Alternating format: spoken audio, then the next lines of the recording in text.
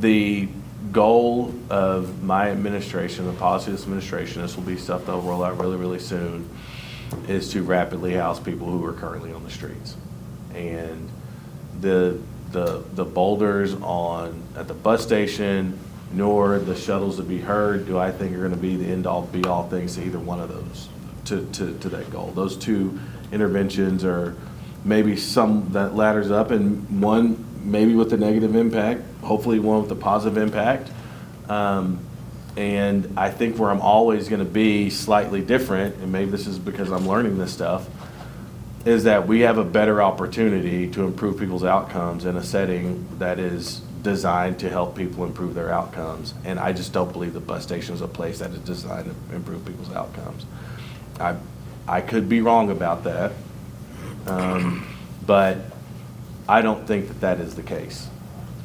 And so that's what's always going to drive my decision making. Ultimately, until we have spaces to get people housed, until we are putting people on a track to success, like, I don't think that there's a whole lot of other things that we can do to improve the situation that we're at, which is the reason why that's our focus. And as I said before, by this time next week, you all will know a little bit more about the next steps the city's taken to get people off the street and housed. And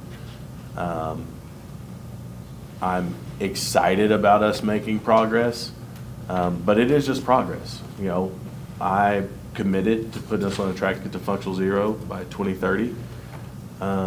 I am very much focused in doing that. I mean, I think that this year, according to the point in time count, we went from a 23% growth to a 4% growth, which means not necessarily that I've done a whole lot as mayor, because I haven't been here very long, but it means that we are starting hopefully to reach a plateau in homelessness. And so the question is, can we start driving the number in the other direction? And everything every decision that I make is ultimately one where I'm asking myself, do I feel like this is going to be in service of driving that number down? And I recognize there might be a lot of disagreement in how that gets done.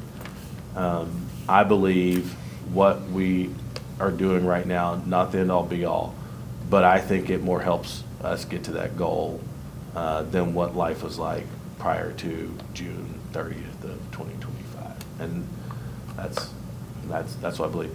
I'll also say I'm not shy or afraid or hostile to anybody else who wants to engage with us. I've had Food Not Bombs people up to the office to help navigate through some stuff.